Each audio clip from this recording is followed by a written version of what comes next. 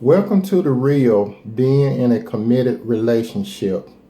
The topic that I'm about to discuss at this time, well, not only me, but as you can see, my lovely wife is here.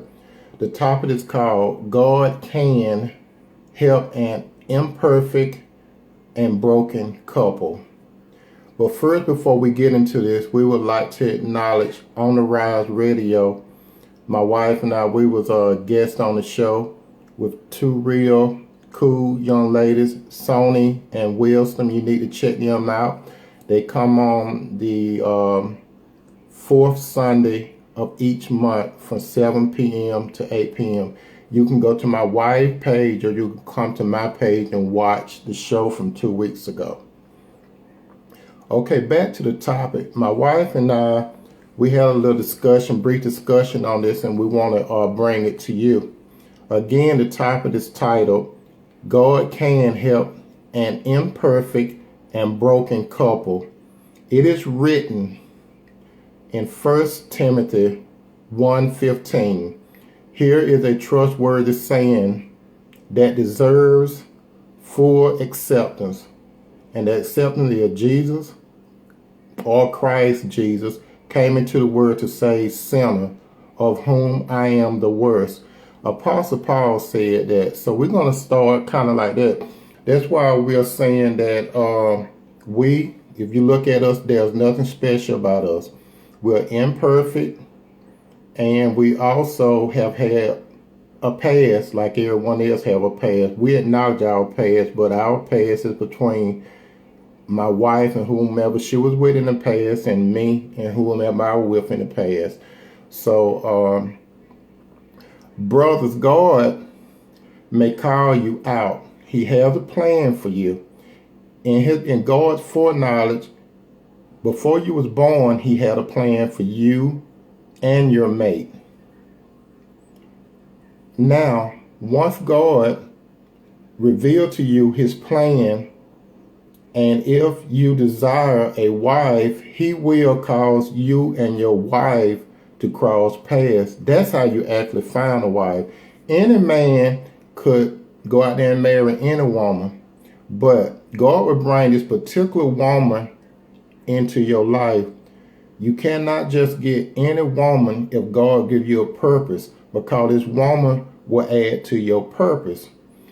That's lead to a woman, she needs to walk by you, not in front of you, because she's not your leader. And she doesn't walk behind you because she's not protecting your back. Your wife is given to you as basically an equal to walk by your side. Now I'm going to let my wife, Tequessa, talk to you briefly. But before she talked to you briefly, I know some people have a problem pronouncing my wife's name. Her name is Tequessa Toomer. But I call her my Cinderella. Reason why I call her my Cinderella, because the shoe fits. Not any other woman that came before my wife, present or in the future, will never be able to fit that particular slipper that my wife have, that God presented to me. So here's my wife, Tequessa Toomer. Good evening. Okay, first, Mr. Toomer, how much is this job paying? I got you after we broadcast. Okay. Go ahead. Women, our roles as wives, we are to be advisors, nurturers, and encouragers. Two things that I strongly and I firmly believe in, and I try to apply it to my everyday life with my husband, is to nourish him and encourage him. And that's very important, that he gets everything he needs at home, in the house. You should always let your mate know how you think and how you feel about them before they go out the door in the morning to face the world. My husband has to face many problems once he leaves outside of the door. So the household shouldn't be one. Not saying that we're not going to have relationship problems or storms, because we do. But that's still the nourishment and the encouragement that starts, and it always should start and begin at home. Okay, at this point, my wife and I, we are going to discuss um, the three important aspects and breakdown of a committed relationship. This is a carryover from my broadcast this past weekend. The three main aspects of a relationship, if you're in a committed relationship, is phileo, that's friendship love. Number two is eros, that's romantic and sexual love. Before I say anything else, most people that really not too spiritual, they really think that the eros part of the relationship is the most important part of the relationship when it comes to romance and sexual love. This is what I mean. The romance part. Some men think that by bringing a lady a flower, which is nothing wrong with it, or remembering her birthday, nothing wrong with it. But what about those days called just because days? That is romantic. That means that you constantly have your wife in your thought process when it comes to the romance. So romance don't only start on a particular day or a set off date or a special occasion.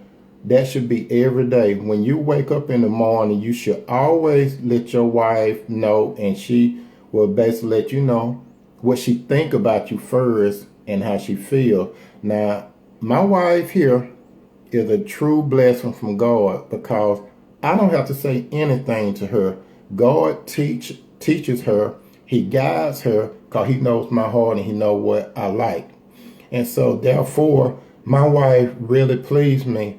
There's no woman on this earth that could please me more than my wife. God picked the right woman for me. Even though she's imperfect, I'm imperfect. But God chose the right woman for me. And I would tell anybody that I'm proud to let everybody know that this woman right here, my Cinderella, is my wife. Now, the third part of the relationship is called agape love. The only way you can really, really love a person, express love to a person, is when I say express, it's more than the physical aspect of the relationship. Only God can teach you how to do it. Now, with the agape love, God works through the man and the woman. However, the man, you are the leader in the relationship. The woman walks by you. She's not beneath you. So just because God gave you a leadership role, that doesn't mean that you're a dictator. You have to listen to your wife because some things the woman could pick up more than a man. So listen to your wife as long as she telling you something from God's point of view. Now, with my wife in here, I'm gonna tell you, I'm going back to phileo. Phileo means friendship love. If you have anyone in your life that you call your best friend, I'm talking about your parents, your mother, your father, not your best friend. Your sister, your brother, not your best friend. Your children, not your best friend. Your girl or your boy, not your best friend. They could be friends, but your best friend need to be your mate because once God put you all together, you became one.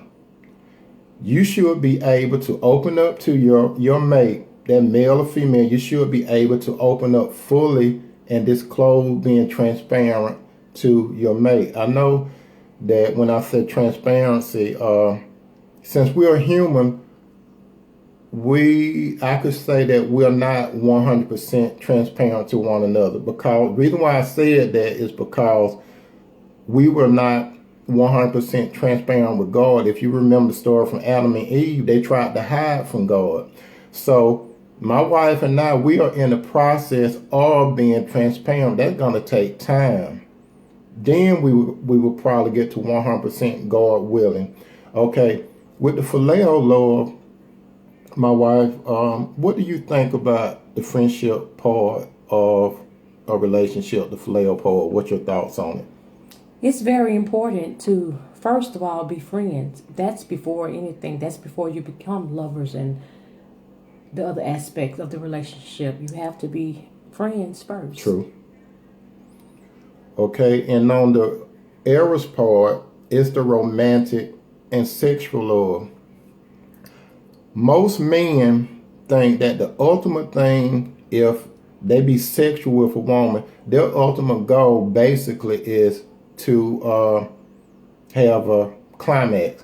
That if that's all you want, and also for the woman, well, an injection for a man, and with a woman, it's a climax.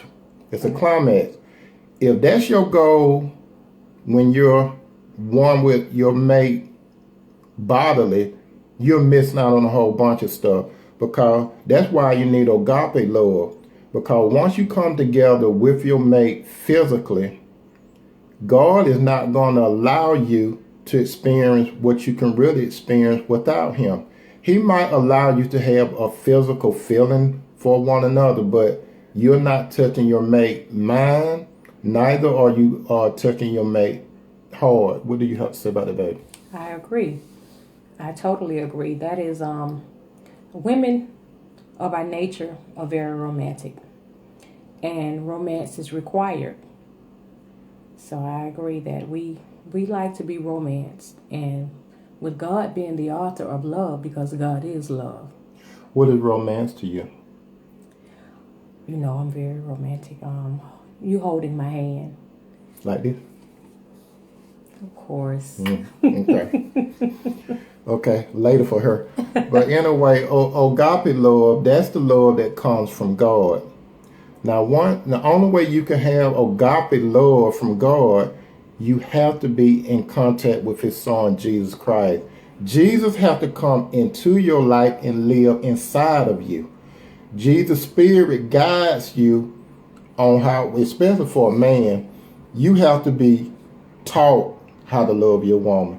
You have to be guided to your woman. You got to know how to treat your woman. You're imperfect. I'm imperfect. Therefore, you don't know how to do it. I don't care whether your name Romeo or whatever you call yourself.